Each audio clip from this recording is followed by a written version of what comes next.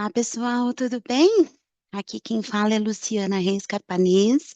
Estou iniciando essa palestra em nome da CIPEC e queria convidar vocês, então, né, para a gente se conectar aí com a palestra que chama Lembranças de Vidas Passadas, um panorama da história europeia. Bastante difícil concentrar aí a história europeia em 1 hora de palestra. Prometo que vou fazer o meu melhor, tá bom?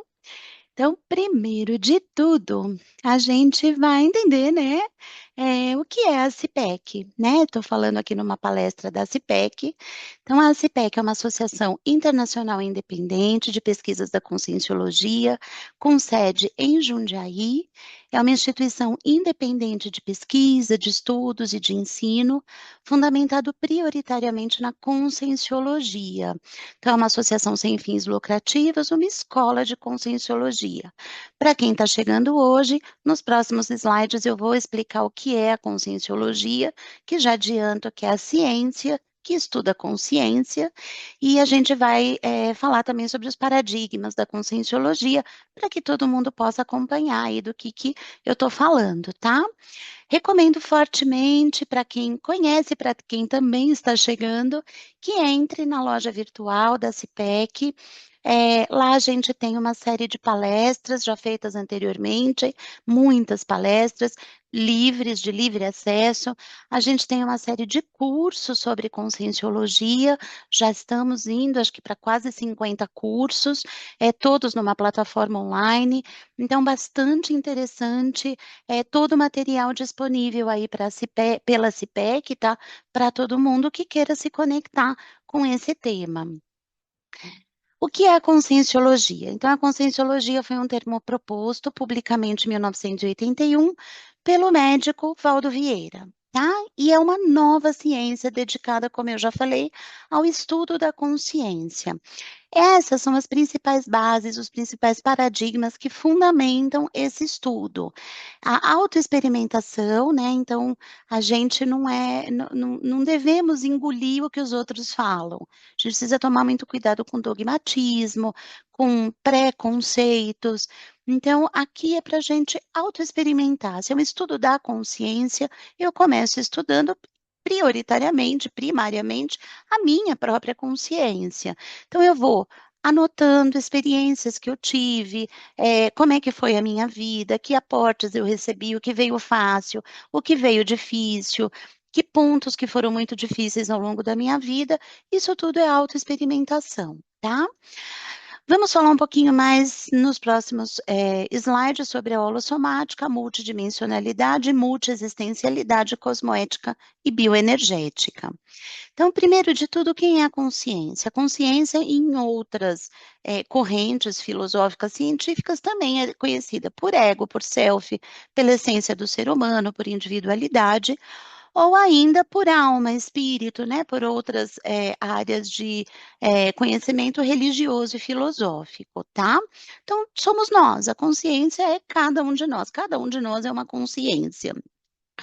O que é a holossomática? Para a conscienciologia, existem, quando a gente está ressomado, quer dizer, quando eu estou neste planeta, quando eu ganhei um novo soma em grego é a tradução de corpo, né? Eu tenho 4 corpos, tá? Então, neste planeta, ressomada, temos 4 corpos. Nós temos um soma, que é o corpo físico, a gente já tem um corpo energético que a gente ganha a cada ressoma, e, no geral, a gente perde na dessoma, às vezes perde tudo, às vezes não perde, mas aí é uma outra discussão. Para quem tiver interesse, temos também várias palestras e cursos de dessomatologia aí na plataforma. A gente tem também um psicossoma, que é o nosso corpo emocional. E a gente tem um mental soma, que é o mais próximo possível da nossa consciência, tá? É o nosso corpo mental, nosso corpo cognitivo. Conectando esses corpos, entre o mental soma e os outros corpos, a gente tem o cordão de ouro. E entre psicossoma e energossoma e o soma, a gente tem o cordão de prata, tá? Quando a gente falece, quando a gente dessoma, é assim que a gente chama na conscienciologia o óbito, o falecimento, a gente perde esse soma e um pouquinho depois a maioria de nós vai perder este energossoma. E na outra dimensão, a gente se manifesta de mental soma, de psicossoma, e às vezes algumas pessoas ainda conservam um pouquinho do energossoma. Então, a conscienciologia dá para perceber daí que ela estuda as várias dimensões em que a consciência pode se manifestar. A conscienciologia admite que não existe só essa dimensão intrafísica, existe também uma dimensão extrafísica, onde uma série de consciências pode estar se manifestando sem que a gente aqui no intrafísico perceba. Além disso, a conscienciologia admite, reconhece, estuda a série de vidas intra e extrafísicas alternadas e sucessivas que a consciência vivencia em seu processo evolutivo. Isso a gente chama de multiexistencialidade, também outro sinônimo é a serialidade ou seriex, é a série existencial, tá? Então, a gente ressoma, habita esse planeta, aí dessoma, vai lá para outra dimensão, morre, aí a gente volta num outro corpo, numa outra condição, morre, aí volta no outro corpo, então isso é multiexistencialidade, e a palestra de hoje ela é inteira baseada aí no paradigma da multiexistencialidade, tá? Também a bioenergética, que estuda as formas de energias vitais e sua interação nos relacionamentos interconscienciais. Muito da palestra hoje também é baseado na bioenergética. Então, o que a bioenergética quer dizer? Que a gente conserva nos nossos paracorpos, né, no psicossoma, no mental soma e às vezes no energossoma, a gente conserva muitas coisas que a gente já vivenciou em vidas pretéritas, em vidas passadas, mas que nessa vida a gente não se lembra. Mas o nosso soma, o nosso holossoma, todos os nossos corpos juntos, sim, se lembram. Então, eu vou mostrar hoje aqui uma série de fotos, né? Eu procurei trazer uma palestra bastante imagética, com muita imagem, para que a gente se conecte e prestem atenção, cada um de vocês, o que chama mais atenção, que foto que saltou aos olhos, né? Isso provavelmente é um reconhecimento do seu holossoma para aquele determinado período histórico para aquele determinado grupo social, tá? Importante também, né, baseado aí na autoexperimentação, o princípio da descrença. O que é o princípio da descrença? É um estado, uma atitude, uma tendência de quem não se deixa facilmente convencer. Então, não acredite em nada, nem mesmo no que eu estou apresentando aqui agora. Esteja aberto às novas informações, analise-as, reflita e, se possível, tenha as suas próprias experiências para somente depois ver se faz sentido para você. Né? Eu não estou aqui querendo conquistar ninguém, isso não é dogmático, né? Isso não é uma condição, né, sine qua non, é assim e pronto, não. Todos nós estamos estudando, então estudem vocês também. Eu há muito tempo estudo história, né, eu gosto bastante de história e estudo especialmente a história da Europa, então é por isso que eu estou fazendo essa apresentação para vocês. Mas tenham vocês as próprias experiências, tá bom? Aí vamos entrar um pouquinho, então, aí na seriexologia. O que é a seriexologia? É uma ciência dedicada às pesquisas exaustivas da serialidade multiexistencial das consciências. Então, o que é essa serialidade multiexistencial de cada uma das consciências? É o que a gente chama também, um outro sinônimo, é a holobiografia. Então, né, eu, Luciana, procuro estudar por meio da serexologia em quais períodos históricos provavelmente eu vivi, se eu vivi ao redor de alguma personalidade-chave. Então, por exemplo, às vezes eu pertenci à corte de um rei, na Idade Média, se eu vivia nos castelos, se eu vivia nos mosteiros, ou se eu não vivia em lugar nenhum, eu vivia nos feudos como agricultora, se eu vivi no Egito, se eu vivi na Grécia, se eu vivi como fenícia. Então, isso é a holobiografia. Cada uma das minhas vidas compõe a minha holobiografia.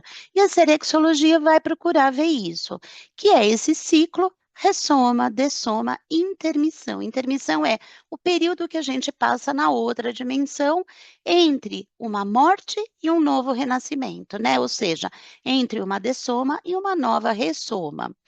Isso ao longo da evolução, e a gente também busca entender, né, a serexologia estuda os respectivos mecanismos multidimensionais, cosmoéticos e holocármicos envolvidos. O que que isso quer dizer? Durante toda essa minha holobiografia, né, durante séculos ou até milênios, eu fui ganhando karma. Eu não fui a fina flor da sociedade, né? Provavelmente, quando eu era fenícia, eu era muito imatura, emocionalmente, cognitivamente, em termos de cosmoética. O que que é cosmoética? É a ética cósmica, é a ética para o maior número de pessoas possível, né? O melhor para o maior número de pessoas. Então, provavelmente lá fenício, habitando como fenício aqui nesse planeta, talvez num corpo de homem, grandão, fortão, eu matei muita gente. Por puro gosto. Queria a sua casa, matava você para pegar a sua casa, né? Então, com isso, eu fui ganhando karmas. Todos nós fomos ganhando karmas. Então, a gente também no estudo da serexologia costuma dizer para descobrir que a gente foi rei e rainha, muito chique. Não. A gente estuda a serexologia para tentar entender onde nós não fomos cosmoéticos, onde são os nossos karmas e como eu posso acelerar a recomposição desses karmas, né? Então, minha conta corrente ética, cosmoética, tá ruim, eu estou no devedor. Como é que posso fazer para que toda essa minha conta corrente holocármica melhore, né? No mínimo equipare, 0 a 0 pelo menos, deixei de ficar no negativo. O intuito é que a gente ganhe cada vez mais, que a gente comece a ficar cada vez mais cosmoética. Mas para caminhar para a cosmoética, eu preciso desfazer muitas das coisas ruins e anticosmoéticas que eu fiz aí no meu passado, tá? Bastante importante. Então, já falamos, os objetivos do estudo da serexologia não é, vou começar aqui por baixo, não é a confirmação de retropersonalidades. Então, dane-se se eu fui rei ou se eu fui rainha. Não, eu não devo ter sido Luís XV, não, eu não devo ter sido Dom Pedro II, não, eu não devo ter sido Leonardo da Vinci. A chance, né, da gente ter sido essas retropersonalidades é muito pequena. Vamos combinar que ao longo da história da humanidade viveu muito mais gente que nem está nos livros de história do que gente que está nos livros de história. Quem está nos livros de história são poucas pessoas, são poucas figuras, tá? São poucas retropersonalidades. Então, provavelmente, na imensa maioria da nossa holobiografia, a gente foi ninguém, a gente foi uma pessoa comum, tá? Então, o objetivo do estudo não é falar, né, saber se eu fui a Joana d'Arc, não. O objetivo do estudo é identificar a nossa tendência evolutiva holobiográfica, porque dependendo de como eu fui vivendo a minha vida, né, as minhas séries de vidas, eu fui ganhando qualidades. Ou eu posso apresentar hoje defeitos que têm sido construídos ao longo das minhas vidas. Então, por exemplo, se na Idade Média eu fui um monge copista. O que era um monge copista? Era um monge que ficava copiando livros, né? Imagina a quantidade de estudo, a quantidade de conhecimento que esse monge ganhava copiando um livro, copiando 2 livros, copiando 3 livros, 4 livros, 12 livros, 100 livros, tá? Ao longo da vida dele de monge. Ele não fazia nada no mosteiro a não ser comer, dormir, rezar e copiar livro. Então, ali eu ganhei muito conhecimento. Aí pode ser que na minha 2, 3, 4 ressomas posteriores, encarnações posteriores, eu virei professor de uma universidade lá na Europa. Então, fui ser professor da Universidade de Pádua, por exemplo, Pádua. E aí eu ganhei mais conhecimento. Aí pode ser que lá para os 1900 eu voltei como um cientista, ganhei mais conhecimento. Então, óbvio que nessa vida atual eu vou trazer uma facilidade de estudos, porque eu já faço isso há uma série de vidas. Eu vou trazer uma facilidade de explicar para os outros as coisas, eu vou trazer uma capacidade de enxergar o mundo de um jeito muito diferente do que a maioria das pessoas que não estudou as vidas todas, tá? Por outro lado, se eu fui um agricultor, aliás, vamos um pouquinho diferente, se eu fui um fenício que, né, os fenícios eram famosos pelas navegações. Depois eu ressomei, ao longo de uma série de outras vidas, eu ressomei no período das grandes navegações. E lá da Europa, eu fui parar na Ásia, fui parar na China, ajudei a colonizar. Hoje a chance muito grande, por exemplo, é de eu entrar para a marinha, né. Eu não vou querer ficar quieta, eu já tive contato com muitas culturas, com muitos povos diferentes. Então, viver uma vida quietinha para o trabalho, voltar, viver sempre na mesma casa, sempre na mesma cidade, provavelmente vai me dar comichão com este passado histórico, tá? Além disso, a gente vai buscar ampliar a lucidez com relação aos karmas adquiridos no passado, coisa que eu já falei, e alavancar essa recomposição grupo kármica, que, né, é o grande objetivo principal aí do estudo da serexologia. Já falei um pouquinho da holobiografia pessoal, né, então isso a holobiografia pessoal é a história da evolução da consciência ao longo da sua série X, ao longo de todas as suas vidas, e isso está registrado na nossa holomemória, na nossa memória global, na memória de todos os nossos corpos. E isso pode ser relembrado por meio de retrocognições, mas a gente pode alavancar essa pesquisa por meio de autopesquisas, com base em fatos e para fatos, e aí a gente consegue ir compondo esse holocurrículo evolutivo, tá? Então, o estudo da holobiografia pessoal desencadeia um binômio, autocognição-cosmovisão. Quanto mais eu conheço de mim, mais eu amplio a minha visão. Então eu paro de olhar única e exclusivamente para mim, parece um paradoxo, né, eu vou me pesquisar, pesquisar o meu passado, mas isso amplia a minha visão de mundo. Por quê? Porque se eu percebo, se por exemplo hoje eu tenho um preconceito, sei lá, contra ciganos, e eu descubro que numa vida anterior talvez eu tenha participado do grupo dos ciganos, talvez eu tenha nascido cigano, isso vai me dar um choque e eu vou olhar e vou falar: "Não, espera aí, já fui cigano antes, como é que eu posso ter preconceito hoje?". Então isso vai ampliando a nossa cosmovisão e vai promovendo, como a gente falou, reconciliações dos grupos que nós adquirimos karmas, vai fazendo uma reciclagem intraconsciencial, uma reciclagem de mim comigo mesmo. Então o meu travão, o meu gargalo evolutivo, vai fazendo com que eu vá percebendo outras coisas e consiga mexer com essas reciclagens. Então, por exemplo, se eu fui da aristocracia, e se eu tenho a impressão, né, porque eu trago isso da aristocracia, que eu sou um privilegiado e que eu devo ser, que meu sangue é azul e não vermelho como o de todo mundo, quando eu percebo que talvez uma das minhas retrovidas tenha sido na aristocracia ou na monarquia, mas todas as outras foi como plebeu e nessa eu estou como plebeu, e que a monarquia é uma instituição completamente decadente, eu olho e falo: "Então, espera aí, estou numa visão errada. Meu sangue não é azul, eu não sou diferente dos outros, eu sou igual a todo mundo. Tenho direitos e deveres como todos os outros", né. Então isso é essencial para a autoevolução, para a gente se automelhorar. Eu costumo fazer muito essa analogia, né. Quando a gente começa a estudar a serexologia, no fundo, a gente precisa ter muita paciência, a gente tem que segurar muito a nossa ansiedade e a gente tem que ir recolhendo peças. O estudo da serexologia é juntar uma peça aqui, ganhar uma outra peça ali, daqui 2 anos, numa retrocognição, ganhar uma terceira peça, e ao longo de um bom tempo, a gente vai juntando as peças e aí a gente consegue ir montando um quebra-cabeça com uma figura melhor. Então eu que estudo há bastante tempo serexologia, mesmo antes de entrar na conscienciologia, eu já estudava serexologia e eu nem sabia. Hoje eu tenho uma pálida visão do meu quebra-cabeça, né, da minha holobiografia, mas são ainda pedaços. Eu sei todas as vidas onde eu vivi? Não. Mas eu algumas um pouquinho mais impactantes, alguma onde eu ganhei mais karmas, essas eu já tenho uma certa visão de onde eu vivi provavelmente, como eu vivi e o que eu fazia naquela ressoma ou naquela encarnação, tá bom? Então, muita paciência, pouca ansiedade, e é uma pecinha aqui, outra pecinha ali, outra pecinha acolá, e ao longo de muito tempo de estudo a gente consegue entendendo melhor, ok? Por conta disso, aqui vão algumas pecinhas para quem conseguir se conectar, né. Então por que que a gente, né, de novo, tá falando do panorama aí do histórico da história da Europa?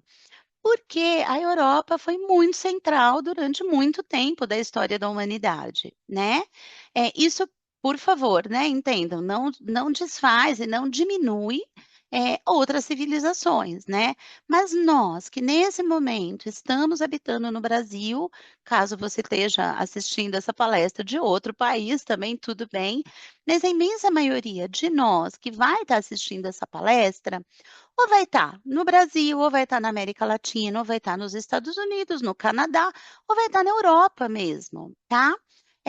Pouca gente a gente tem da Conscienciologia que está habitando lá no Japão, na China, no Vietnã, né. Então, no geral, se nós estamos aqui numa cultura derivada da cultura europeia, porque provavelmente a gente tem um vínculo europeu em vidas anteriores. E por que que, de novo, é importante da gente entender esse panorama global da Europa? Porque pode ser que em determinado momento a gente se conecte com algumas das coisas, com algumas dos povos e dos períodos históricos que eu vou passar aqui. Infelizmente, de novo, é uma palestra de 1 hora, e para poder entrar na palestra eu já precisei gastar aí um tempo razoável explicando para vocês, contextualizando tudo. Então, não vai dar para se aprofundar nesses períodos todos. Para quem tiver interesse na plataforma da CIPEC, a gente já está com um curso, dividido em 2 partes, então no fundo são 2 cursos, um pouquinho mais aprofundado sobre a história europeia, em que cada curso desses tem 4 a 5 aulas, e a gente trabalha um período por aula, então dá para se aprofundar bem mais, caso vocês tenham interesses. Aliás, na plataforma também a gente tem uma série de cursos, que vão tratar também de modo geral aí sobre a serexologia. Então para quem tiver interesse em estudos de vidas passadas, de ressomas anteriores, de serexologia, convido novamente a entrar na plataforma, tá? Olhando, de modo geral, sobrepairando bem, eu achei esse, eh, ai, como é que fala? Esse infográfico aqui que eu achei muito bom, essa imagem, que né, a gente sempre dá o crédito, busquei na internet, estou dando crédito ao professor Ricardo Lobe Júnior, a fonte é um site que chama Geocratos, e eu achei bastante bom e é bastante elucidativo. Então a gente divide a história, de modo geral, na pré-história, na Idade Antiga, na Idade Média, Idade Moderna e Idade Contemporânea. Isso são os historiadores, né, que dividem esse tempo. Esses tempos, né, esses períodos. A pré-história foi de 4 milhões, para a maior parte dos historiadores, todo mundo vai chamar de antes de Cristo. Para a Conscienciologia, a gente chama antes da Era Comum, e a Era Comum começa no ano zero também, tá? Então, para a gente, 4 milhões de anos antes da Era Comum, com o surgimento do homem. E ela é o período mais longo da história, chega até os 4.000 antes da Era Comum, com o surgimento da escrita com os hieróglifos, tá? Alguns historiadores não concordam, acham que os fenícios já escreviam antes, mas, de qualquer modo, ficou pactuado entre os historiadores que é todo esse período até 4.000 anos antes da Era Comum. Ele é dividido na Idade da Pedra e ele é dividido na Idade dos Metais. Eu não vou falar sobre isso, mas basicamente o que divide um e outro é: na Idade da Pedra, os homens eram nômades, não se fixavam em lugar nenhum. Eu saía para caçar e todo o meu povo ia junto, a gente fazia um extrativismo de uma região e depois acabava ali todas as frutas, a gente ia para outra região. A Idade dos Metais, aí o homem começou a se fixar, tá? Então ele começou a pegar terras, ele começou a plantar, ele começou a domesticar vacas, ovelhas, cabras, a pegar leite, a conviver mais com cães. Então, ele começou a se fixar, construir uma casa, construir um abrigo, tá bom?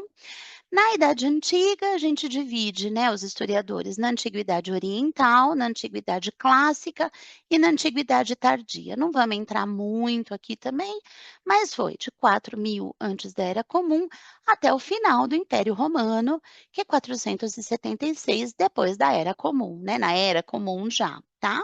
Então, no ano 476. Aqui uma característica muito importante é a formação de uma série de estados, né? E o Império Romano é o principal deles. Como eu já falei para vocês, sendo mais europocêntrico, né? Não de novo, porque a Europa é o centro da humanidade, não é isso. Mas porque nós, habitando aqui no mundo, muito derivado do mundo europeu, provavelmente somos descendentes de europeus. Se não, de novo, a gente estava habitando no Vietnã, tá? Então, nessa palestra, eu não vou falar sobre a história oriental, ok?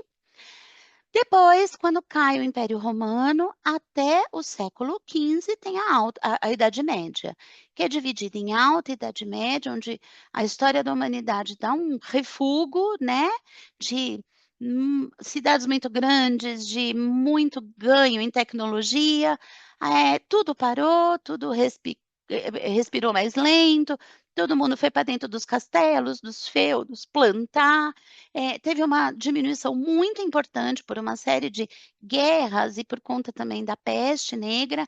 A Europa perdeu, alguns historiadores chegam a dizer que a Europa perdeu 50% da sua população. Então, é como se fosse, né, o retorno aí para vir um tsunami depois, tá? Então, o mar recuou, a história da humanidade recuou, as pessoas foram todas se entrincheirar em castelos. Então, essa é bem a alta Idade Média.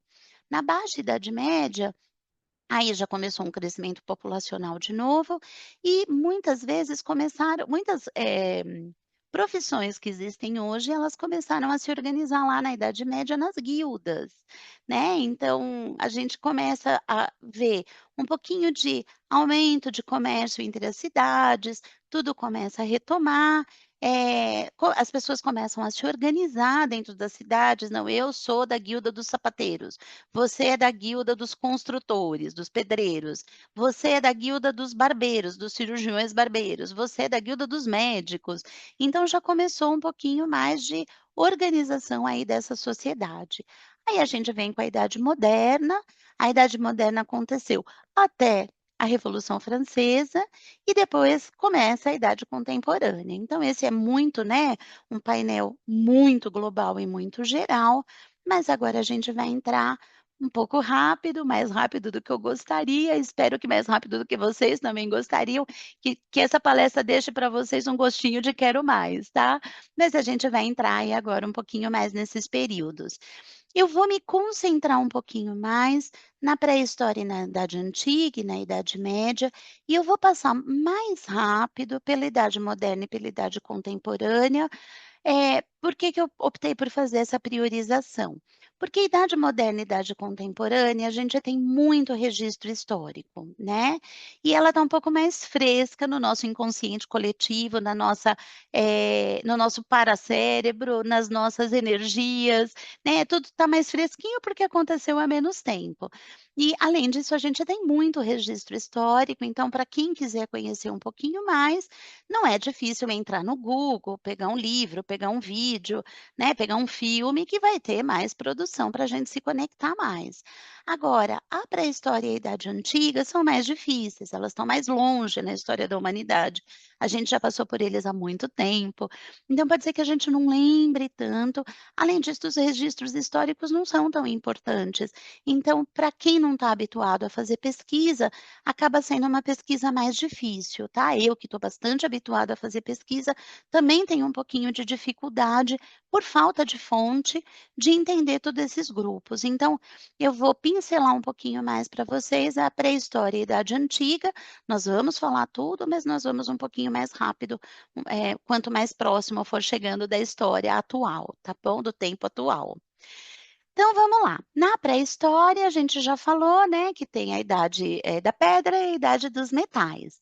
E que aqui que a gente, né, começou a fazer armas, utensílios, se fixar, né, construir fortalezas, construir pontes para passar rios que eram difíceis de passar. A gente conseguiu, caminhar com a agricultura, com a domesticação de animais. Por que que chama idade dos metais? Porque a gente conseguiu organizar, e começar a trabalhar com ligas metálicas, tá? Com metais puros, como cobre, ou com ligas metálicas, chegando até provavelmente o alumínio aí, tá? Então é exatamente isso. Na pré-história, a gente era muito nômade. Aí, mais para o fim da pré-história, a gente começou a ter a metalurgia e começou uma revolução urbana. Urbana, nossa, a gente tinha cidades, algumas poucas no mundo, tá? Mas a maioria das vezes o que a gente tinha eram agrupamentos de algumas pessoas, tá? De algumas famílias. 3 grupos na Europa são bastante importantes nesse período. Os gregos, os celtas e os etruscos. Existem outros? Existem. Os fenícios, eles, andaram muito aqui pela costa da Grécia, pela costa da Itália, chegaram até a costa aqui, provavelmente aqui em cima, segundo alguns raros registros históricos, mas como eles não foram tão importantes, né, para a Europa em si, e foram mais importantes ali para a África e para Ásia, então eu não vou me fixar aí nos etruscos, nos egípcios, eu já começo um pouquinho mais para frente dos gregos, dos etruscos e dos celtas. E a gente vai falar cada um deles bem rápido e, né, se possível, um pouquinho mais aprofundado. Então, trago já 2 figuras, né, que espero que impactem vocês. Quem eram os celtas? Os celtas eram grupos enormes, apesar de chamarmos de celtas, o termo celta foi cunhado pelos gregos. E o que ele queria dizer para os gregos? Bárbaros. E o que que eram bárbaros para os gregos? E isso seguiu até a Idade Média. Eram, pessoas que não eram gregas, tá? Então, todo mundo que os gregos foram encontrando, conforme eles foram subindo da Grécia em direção à Europa, ao Mediterrâneo e Europa, eles foram chamando de celtas. Então, apesar da gente classificar e dizer como um grupo único, não é, isso é bastante importante. Por exemplo, entre os celtas, a gente tinha os francos, né, que os gauleses, que inicialmente eram gauleses, depois viraram francos. A gente tinha os visigodos, a gente tinha os bretões, a gente tinha os da Península Ibérica. Então, eram grupos que habitavam juntos, que falavam a mesma língua, mas cada um deles falava uma língua diferente, deu origem, inclusive, a línguas diferentes, mas a gente consegue ver características relativamente comuns entre esses grupos, apesar de muitas diferenças, que era principalmente no modelo de organização da sociedade e do local, tá? Então, primeiro, eram grupos que tinham a maior parte deles, um exército razoável, guerreiros, né, não era um exército organizado, mas tinha um grupo de guerreiros que lutava, inicialmente para defender a sua região, mas mais para frente, talvez para conseguir terra quando essa região já estava se esgotando, dos seus recursos naturais, ou quando teve, uma catástrofe, uma enchente, um terremoto, alguma coisa assim, eles iam atrás de novas terras. Além disso, eles tinham uma casta, religiosa, né, mas também filosófica, cognitiva, intelectual, que dava-se o nome de druidas, tá. E eles tinham um rei, que era o chefe aí da tribo, e eles tinham as pessoas normais, né, como todo mundo, os agricultores. Então, as pessoas inicialmente se reuniam em famílias, cada família habitava a mesma casa, as famílias se reuniam num grupinho menor e elas dividiam um terreno, tá? Então a gente vê aqui que existem alguns agrupamentos de choupanas, de casas, e então isso a gente chamava de, né, família. As famílias se reuniam em clãs e os clãs se reuniam em tribos, tá? Então aqui era uma tribo numa cidade um pouquinho mais fortificada, em que construiu-se, né, de maneira mais natural, uma dificuldade das pessoas adentrarem para poder conquistar essas terras, tá? Então isso eram os celtas. Já falamos que os celtas, eles são divididos em vários grupos, e eles habitaram principalmente a Europa do que a gente conhece, com exceção da Península Itálica, tá? Então a gente tinha os celtas da região mais leste, a gente tinha os celtas, os helvéticos ali na região da Suíça, a gente tinha os germânicos na região da Alemanha e começo ali do leste europeu, a gente tinha os belgas mais altos, os gauleses, os bretões e os hispânicos. E é bastante interessante que Dentro da Europa, a gente ainda tem locais que cultuam muito essa cultura, tá? Que optam por manter essa cultura, que falam ainda línguas. Por exemplo, na Escócia, tem grupos que falam gaulês, tá? Galês, desculpa. Em determinados País Basco é um país na Espanha que eles optam por falar o dialeto basco, que é um dialeto derivado do gaulês, do celta e hispânico, tá? Então, a gente ainda tem grupos vivendo, né, e cultuando essa cultura, tá? Para entrar em contato. Então, os celtas, eles tinham, monumentos religiosos que poderia ser só na forma de uma pedra, um menhir, poderia formar uma estrutura um pouquinho, né, moderada aí, e poderia construir até uma estrutura muito grande, como, por exemplo, Stonehenge na Inglaterra, tá? Eles, já trabalhavam com ferro, trabalhavam de maneira muito bonita, né, com ferro, desculpa, com metais, e era uma arte, né, ai, me fugiu a palavra, uma arte bastante rebuscada, até eles gostavam muito de curvas, né, era uma coisa muito bonita, assim, e essa daqui é uma cruz celta bastante característica, que a gente vê ainda em vários locais rurais da Europa, tá?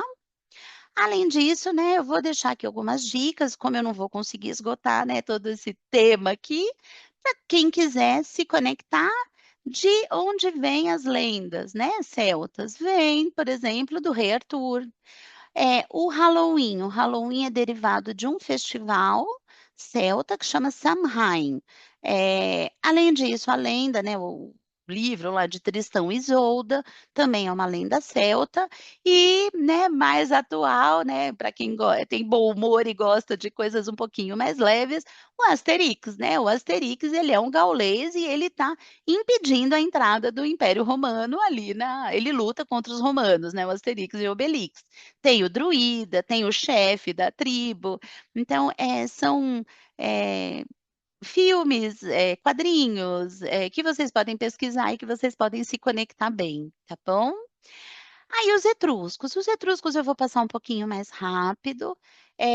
Os etruscos eram um povo que habitava aqui a Península Itálica, principalmente aqui mais para cima, tá? Eu brinco que no calcanhar e na batata da perna da bota, tá?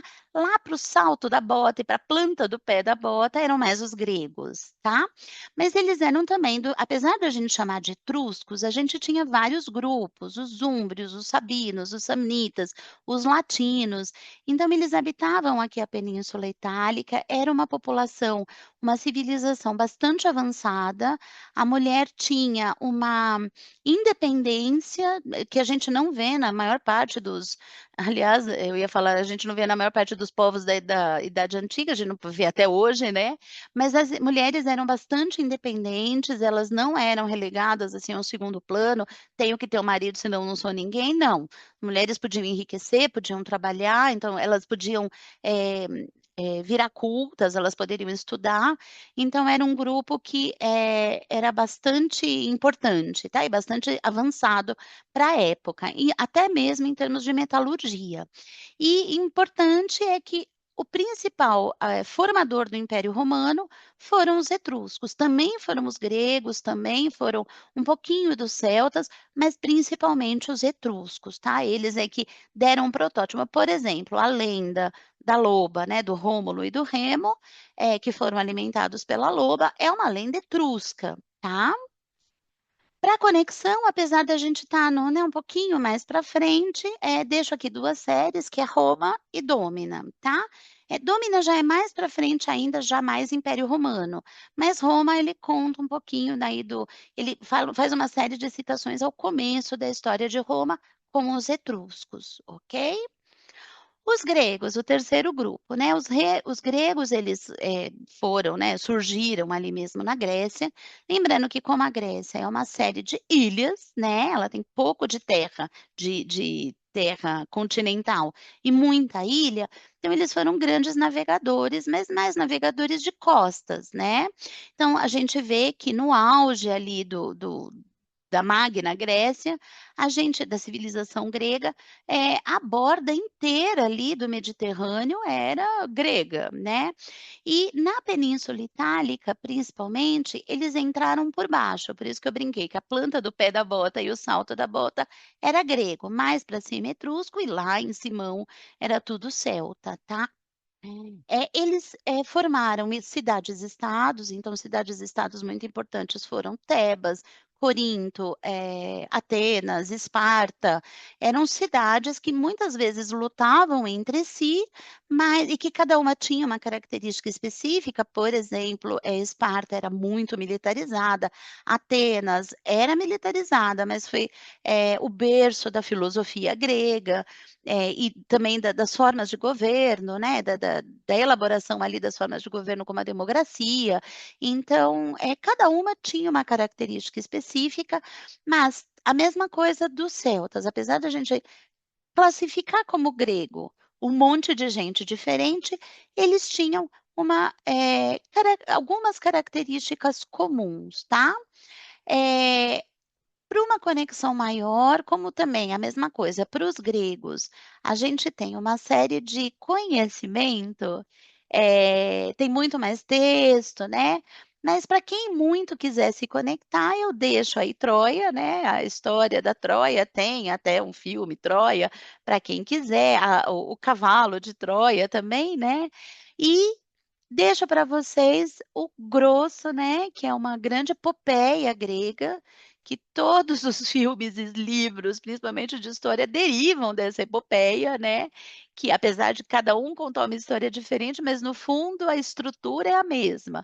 É um herói que demora para entender que ele é um herói, que ele é diferente da humanidade, ele passa por uma série de provações, ele acha que não vai dar certo e ele passa, e aí ele vai ganhando força, vai ganhando autoconhecimento, vai entendendo que sim, ele tem capacidade, e aí ele consegue, mudar o rumo da humanidade, ou ele destrói, um exército inimigo, ou ele nos filmes atuais ele destrói os ETs, por exemplo, né, que estão querendo invadir a Terra, e aí ele volta para a humanidade para contar tudo o que está acontecendo e para fazer essa humanidade evoluir, né, para contar a história dele. Isso a gente vê em Platão, isso a gente vê no Homero, na Odisseia, e o Homero é um livro grosso, um livro pesado, mas a gente tem muitas adaptações do Homero. Então recomendo bastante que vocês leiam desculpa, do Homero não, desculpa, da Odisseia, né, o Homero que escreveu. A Odisseia, eu recomendo bastante que vocês entrem em contato com a Odisseia, que ali é o puro, a nata do mundo grego, com a sua filosofia e tudo. O que que os gregos e desculpa, esqueci, o que que os gregos deixaram de legado para a gente, né? Filosofia, arquitetura, as esculturas, e uma coisa que eu gosto muito dos gregos é mens sana in corpore sano, né? Então, uma mente sadia num corpo sadio. Os gregos, eles já trabalhavam naquele momento com holossomática, tá? Então, não adianta eu cultuar só o meu corpo, eu também preciso estudar. Eu preciso me informar sobre o mundo. Também não adianta eu só me informar para o mundo e ficar só na academia, academia eu quero dizer intelectual, né, nas universidades, e também não cuidar do meu corpo. Então, para a conscienciologia a gente vai mais longe ainda, né, eu preciso cuidar do meu corpo emocional, fazer terapia, entender as minhas emoções, saber manejar, ganhar uma inteligência emocional, e para a conscienciologia a gente ainda precisa trabalhar com as nossas energias também, tá? Aí a gente entra em Roma, né. Roma foi 12 séculos de história, né, desde a monarquia até a construção, né, o surgimento aí do Império Romano. Então também, de novo, não dá para passar, né, em 12 séculos de história, desse rápido, né. Mas o que eu quero dizer, né, a pegada que fica aqui de Roma, que se foram 12 séculos de história e eles conquistaram meio mundo, modo de dizer, né, é praticamente impossível, na serexalidade, que a gente não tenha ressomado em algum período da história romana, da civilização romana. E se a gente não ressomou como romano, a gente ressomou como um país, um local, um povo que foi colonizado pelos romanos, tá. Então, sim, todos nós entramos em contato com os romanos, eles são bastante fortes. No início de Roma, né, Roma não era o que era, mas teve a construção aí de um período de monarquia, que durou aí mais ou menos 400 anos, depois veio a república, na república foi o crescimento, tá. Roma virou o que virou e possibilitou o surgimento de um império por conta do grande desenvolvimento civilizatório, cognitivo, intelectual, de arquitetura, de, filosofia, de direito, né, os advogados sabem, né, que, muito do direito é baseado no direito romano e outro no direito germânico, isso em filosofia do direito. Então, o Império Romano virou o que virou, porque a República foi o que foi, tá. Na república a gente tinha órgãos chaves, como por exemplo a cúria, o senado era composto pelo grosso dos, indivíduos mais velhos, então se cultuava a sabedoria dos mais velhos, tá. E aí por que que o Império Romano acabou ruindo? Eles foram conquistando, conquistando, conquistando, na forma de um imperador, tivemos vários imperadores, o primeiro deles foi o Otávio Augusto, tivemos depois Marco Aurélio, a gente teve César, a gente teve, né, uma série aí de imperadores, mas, era uma economia muito baseado nos escravos. Em determinado momento, os escravos começaram e escravizados aí dos povos que eram conquistados também. Os escravos começaram a se revoltar, a gente começou, além disso, a ter períodos de peste, então, muita gente morria, enfim, por uma série de contingências, o Império Romano ele foi ruindo por fora com as invasões bárbaras que eu já vou comentar, mas ele foi ruindo também por dentro, tá. Então quando o externo chegou, o interno já estava praticamente ruído. Eles chegaram a conquistar, né, uma boa parte aí do mundo ocidental e foram crescendo, então na monarquia realmente era só a Península Itálica, a república teve uma grande expansão e o império terminou aí de expandir, principalmente mais para o Oriente e lá para cima para a Bretanha e para o norte da África. Tinha uma divisão social muito importante, né, começando com os patrícios, né, os patrícios eram realmente os romanos, quem não era romano e rico, chique, não era patrício, tá. Tinham os plebeus, tinham os clientes, que eram os plebeus protegidos ou patrícios que tinham perdido o título e não tinham direito político, os únicos que tinham direito político eram os patrícios, e tinham os escravos, que eram os prisioneiros de guerra e os indivíduos endividados. Eh no crescimento do Império Romano, então no auge do Império Romano, ó, a gente tem tudo de vermelhinho, o Império Romano. 100 anos depois, né, na Europa, de 500, a gente tem o Império Romano relegado praticamente ao Oriente e o Império Romano do Ocidente todo dividido em grupos bárbaros, né, apesar de chamar a invasão bárbara, no fundo, o mais correto é chamar de invasão dos povos germânicos. Por que que isso se deu? Então, lá mais ou menos nos 400 da Era Comum, os hunos, por uma série de contingências de clima, e invasão também dos chineses, os hunos começaram a empurrar todo mundo tinha medo dos hunos, os hunos eram ótimos guerreiros, era um povo muito feroz, muito bem organizado, e eles passavam que nem praga de gafanhoto, né, dizimando tudo. Então eles começaram a vir ali do Oriente, do Extremo Oriente, à busca de terra, terra, terra, terra, e aí os povos germânicos estavam aqui nos meios, os visigodos, os ostrogodos, os vândalos, os francos. Então, esse povo que estava aqui, né, que eram formado pelos celtas germânicos, eles foram sendo empurrados e foram invadindo toda a Europa Central e a Europa mais a oeste, a Península Itálica, a Península Ibérica. Então, em 100 anos, o mapa da Europa mudou bastante com as invasões bárbaras, tá? Mas isso foi o externo do ru da ruína aí do Império Romano. Mas os romanos deixaram um impacto muito importante na arquitetura, no idioma, no direito, como eu falei, né, o idioma principalmente o latim é derivado, né, da língua romana, e muitas das nossas línguas, né, ocidentais são línguas latinas, o português é uma delas. Higiene sanitária, então eles construíram uma série de aquedutos, a água era livre, pública e limpa para todos, não se pagava nada para ter água. No belicismo, né, o Império Romano, o exército romano, a estratégia romana, foi uma grande descoberta, uma grande tecnologia que foi implantada naquele momento, e medicina e farmácia, mas principalmente cirurgia também, com os gladiadores, né, precisava de cirurgiões que iam lá consertar, suturar, botar osso no lugar dos gladiadores ali que lutavam, né, por exemplo, nos anfiteatros romanos, como o Coliseu, tá. Então isso para quem quiser se conectar. E aí a gente chega na Idade Média, a mesma coisa, né, se o Império Romano durou 12 séculos, a Idade Média durou 10 séculos e muitos acontecimentos sociais. Então é praticamente também impossível que a gente não tenha ressomado em todo esse período. Já falamos que mais ou menos metade corresponde à alta Idade Média e a outra metade mais ou menos à baixa Idade Média, quando a Idade Média já começou a se desfazer e a gente começa a entrar aí no renascimento comercial e urbano, tá? Então, primeiro era o feudalismo. O que era o feudalismo, né? Eram cidades totalmente muradas, né, muitas vezes construídas em pedra, entrincheiradas, rurais, buscando, se proteger de possíveis invasores. Então, a população que morava dentro da cidade eram os protegidos do senhor feudal, que funcionava quase que como um rei, ele não era um rei, mas era quase que como um rei.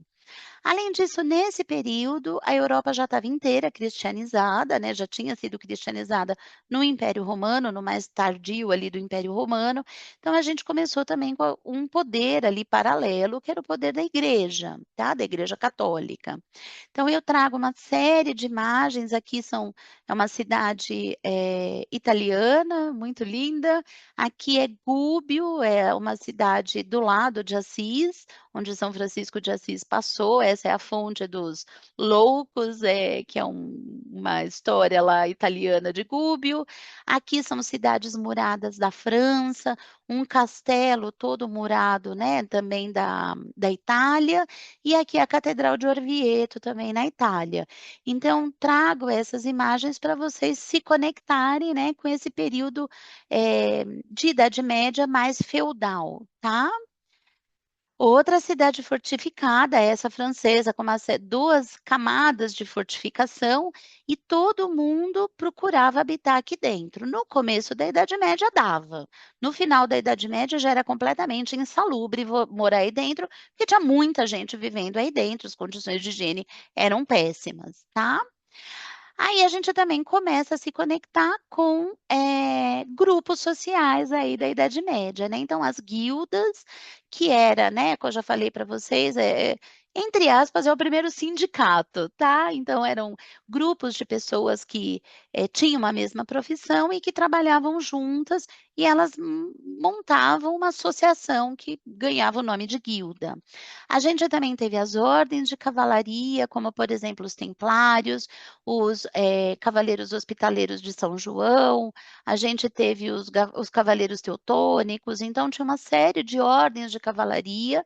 Essas ordens de cavalaria a gente vê pelo próprio nome que eram todas, assim, cristãs, mas eram cavaleiros e guerreiros que procuravam, cada um tinha a sua função, né. Então os hospitaleiros de São João, eles eram cavaleiros que, ao longo aí do caminho das cruzadas, e depois isso se expandiu para fora do caminho das cruzadas, eles buscavam ajudar as pessoas que estavam feridas, os mendicantes, as pessoas que estavam sofrendo e que não estavam inicialmente conseguindo cumprir aí, chegar na cruz, fazer a cruzada toda. Os templários já era para proteger, os, peregrinos aí no caminho da cruzada, tá. Então, para poder chegar até lá em Jerusalém, nas cruzadas, precisava de gente para proteger. E assim que começaram as ordens de cavalaria, tá?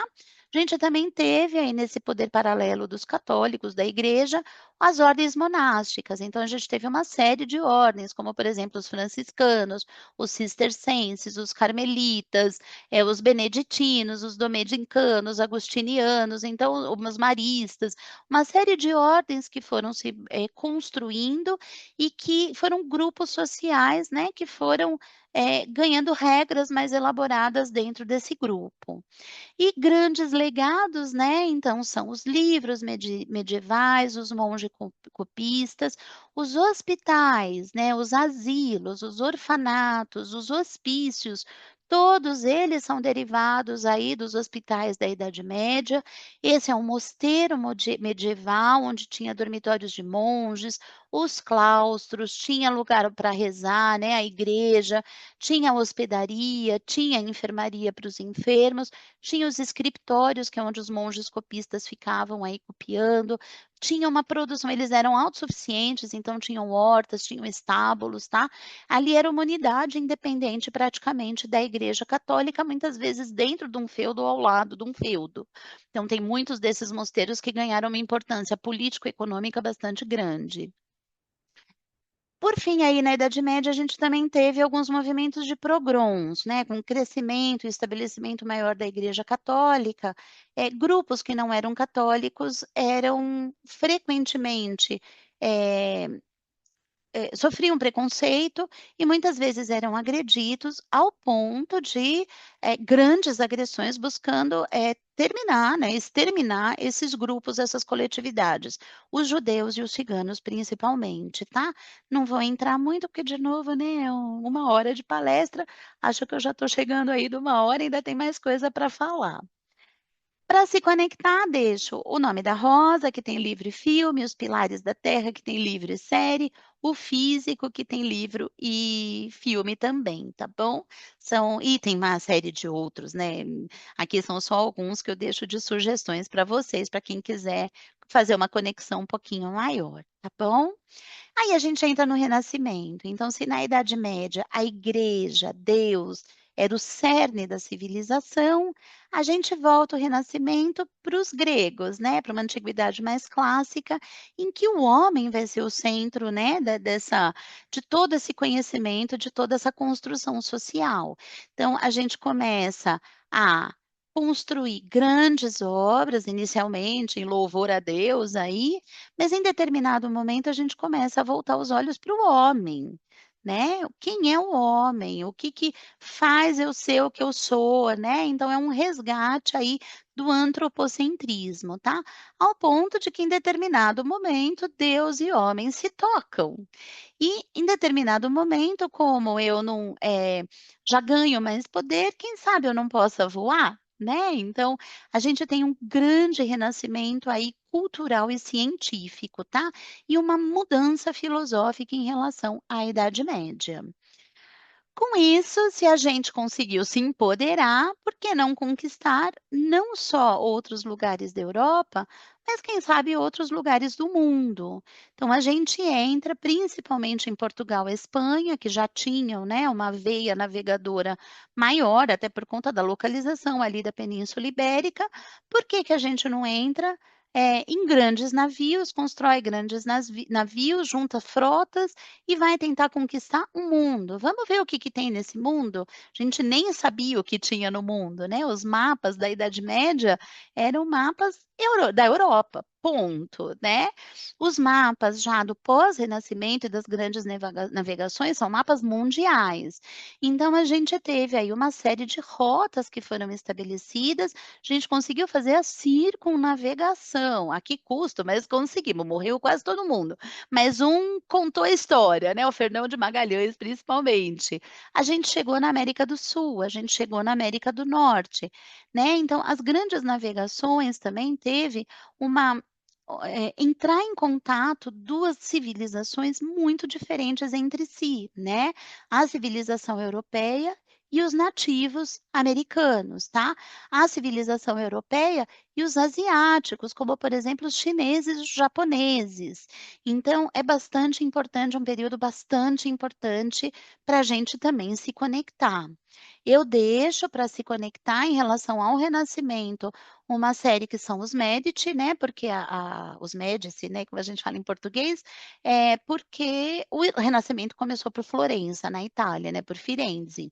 Deixo 2 filmes aí a respeito, né, da colonização das grandes navegações, voltado aqui para a América, e um que é espetacular e tem uma série recente agora, é um livro muito bom, melhor do que os filmes e do que as séries, mas, pra quem quiser uma coisa mais rápida, tem uma série atual, que conta também, que fala muito sobre a navegação num pano de fundo, que é Shogun, né, que foi, a primeira equipe, a primeira frota holandesa e britânica que chegou no Japão, onde os portugueses já estavam ali entrincheirados, tá. Aí a gente vem para o iluminismo, né, chegando já nos 1700, aí quase virando para os 1800. No iluminismo, a gente teve uma grande mudança filosófica de novo, né, da humanidade, que sim, agora o homem seguia sendo o centro, né, do conhecimento, mas a gente começou a ficar mais científico, né, a gente começou a ficar mais filosófico em termos de organização da sociedade, né, a sociologia começou basicamente aqui. Então vamos rever o que era a democracia grega, vamos rever os modelos de Estado e de governo dos gregos e vamos, organizar melhor essa sociedade. Então aqui, por exemplo, foi o surgimento dos 3 poderes que todos os países do mundo basicamente seguem, o executivo, o legislativo e o judiciário, tá. Com essa grande mudança, era um momento de muita pobreza também, para a população de modo geral, foi um momento muito crítico, onde se criticava de tudo, criticava no sentido de se questionar: "O mundo tem que ser mesmo assim? A gente não pode fazer diferente?". E aqui a gente teve, né, o iluminismo, ele acabou sendo pano de fundo, sendo pontapé para que ocorresse a Revolução Francesa e para que ocorresse a Revolução Americana, né. As pessoas que já tinham nascido nos Estados Unidos, derivados, né, descendentes de europeus, olharam e falaram: "Não, eu não quero mais ser britânico, eu quero ser americano, eu sou americano". Então foi a Revolução Americana e os franceses olharam e falaram: "Dane-se que tem rei, não, o rei não tem poder absoluto. Não adianta o rei achar que ele é Deus, que ele é o rei sol, e tudo para ele, todos os brioches para ele, e a gente passa fome", né. Então era realmente um momento de muita pobreza para a população como um todo, tá. A população estava crescendo também muito, então essa crítica social dos iluministas culminou na Revolução Francesa, e muita queda das monarquias, né, todos os reis, depois da Revolução Francesa, ficaram muito preocupados e com medo de que isso acontecesse com eles também, e a Revolução Americana. Deixo para se conectar também 2 filmes, né, sobre a Revolução Americana, um pouquinho até depois o Lincoln, e sobre a Revolução Francesa, a Maria Antonieta, o filme Maria Antonieta, tá? Aí a gente entra na revolução industrial, a gente começou a ganhar tecnologia, começou a fazer máquina a vapor, trem a vapor, a gente conseguiu, realmente esse foi um momento de um impulso tecnológico muito grande, que saiu de uma coisa mais artesanal para uma produção um pouquinho mais em série. Só que no começo precisava de gente para trabalhar nas fábricas. E essas fábricas eram muito mal remuneradas, condições muito insalubres, de novo, a população de modo geral seguia muito pobre apesar das revoluções, então, ao invés da gente, né, do povo passar a ser explorado pelo rei, ele passou a ser explorado pelo dono da fábrica, né. Crianças trabalhavam, idosos trabalhavam em troca de comida, muitas vezes de subsistência que nem acontecia. Vou passar um pouquinho mais rápido aqui, mas para se conectar, os Miseráveis, né, que fala muito da pobreza desse período na França. Oliver Twist, que fala de um órfão e de uma condição de muita pobreza na Inglaterra, porque, né, a Revolução, Industrial começou ali pela Inglaterra, e não é da Revolução Industrial, mas tem tudo a ver com a Revolução Industrial, tempos modernos do Chaplin, onde o homem está lá só para gerir uma máquina, é para isso que ele existe, tá? Aí a gente entra depois da Revolução Francesa, tudo culmina com as guerras napoleônicas, né, Napoleão também, né, foi quase que um bárbaro, ele veio invadindo todo mundo, foi para a Rússia, veio para a Península Ibérica, tanto que Portugal fugiu para o Brasil, o rei, né, o Dom João VI, para poder fugir de Napoleão. Então Napoleão conquistou muito, mas Napoleão foi mais curto, efêmero, em determinado momento, né, todos os países voltaram a se dividir, só que ele reconfigurou o mapa da Europa, tá? Grandes potências saíram daqui, como a britânica, a Itália, que já era uma grande potência, os espanhóis, os italianos, né? E nessa época o mundo redescobriu a África e dividiu, fatiou a África entre si. Tá? Foi atrás de precisava de matéria-prima para as indústrias. Então, eles acabaram indo pegar matéria-prima bem pertinho, logo debaixo ali da Europa, que era porque aqui, né, já estava todos, a maior parte dos países já estavam independentes, então, para conseguir matéria-prima para a Revolução Industrial, eles foram atrás da África, que, entre aspas, não estava ainda conquistada, tá? Filmes muito importantes por essa época é Napoleão, que é um filme bem recente, acho que desse ano, se não me engano, do final do ano passado. Gandhi, que vai falar bastante do imperialismo e da luta aí anti-imperialista da Inglaterra na Índia. E um filme que eu particularmente gosto demais, tem na Amazon Prime, Passagem para a Índia também, que mostra todo o preconceito dos britânicos com os indianos e os indianos muito incomodados com todo esse preconceito e esse imperialismo, essa noção de que por ser britânico, eu sou melhor do que os indianos, tá? Aí a gente chega, né, bem rapidamente, porque também é muito, né, próximo e de novo tem muito material, e eu peço desculpas a todos que eu já me excedi um pouco no tempo, por mais que eu tenha tentado ir muito rápido, é difícil falar disso tudo muito rápido, das grandes guerras mundiais, né? A característica inicial da Primeira Guerra Mundial, ela é chamada das guerras de trincheiras, né? Onde desculpa, a Europa inteira foi construída, foram construídas trincheiras e era uma guerra que avançava muito pouco, né? Às vezes, num dia, eles avançavam poucos metros em cima do exército inimigo. É, depois da Primeira Guerra Mundial, também teve uma grande reconstrução aí das nações, uma grande reorganização das nações europeias. Então, a Alemanha ficou bastante preterida, desculpa, porque foi o lado vencido. É, e aí isso gerou nos alemães um sentimento muito ruim de injustiça, de incômodo, que acabou culminando, né, com a Segunda Guerra Mundial, com o nazismo, com a catástrofe, uma das maiores catástrofes, se não for a maior catástrofe da humanidade. A Segunda Guerra Mundial, por outro lado, já tinha o avião sendo usado, a primeira vez que o avião estava sendo largamente usado para fins bélicos, então teve um grande bombardeio, uma grande destruição de uma série de cidades europeias, né? E isso era o básico, né? De cidades europeias completamente bombardeadas, tá? Dois filmes espetaculares que eu acho muito importante de que todo mundo se conecte.